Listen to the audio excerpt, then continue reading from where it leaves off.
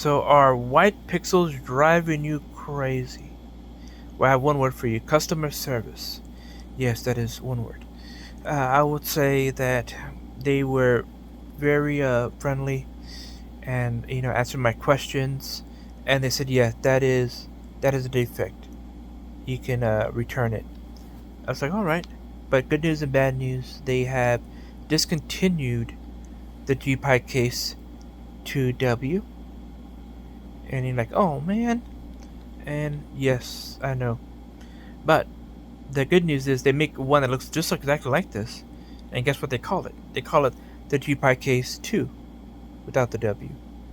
But does it run on Raspberry Pi 2 or 2W? No, it runs on CM4. So a console module for Raspberry Pi. So why didn't they just call it GPi Case CM4 or something like that? I don't know. You're asking too many questions. But I will say that yes, it's like an updated model that they have with this version compared to this version, which comes with the base, different connections at the bottom, and it uses the updated Raspberry Pi CM4, while this one uses the Raspberry Pi Zero 2W.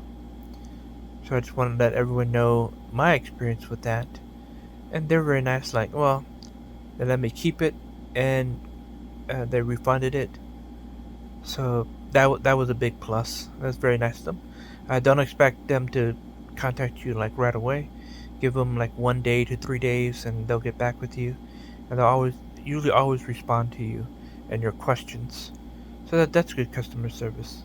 I'm very happy with that. So I will say, yeah, if you're looking for a case, if you still find it, then you're in luck. You can have the GPi Case 2W, or you can have their similar model, the CM4. But yeah, if it's within the year of the warranty, be sure to let them know, and they'll get it taken care of.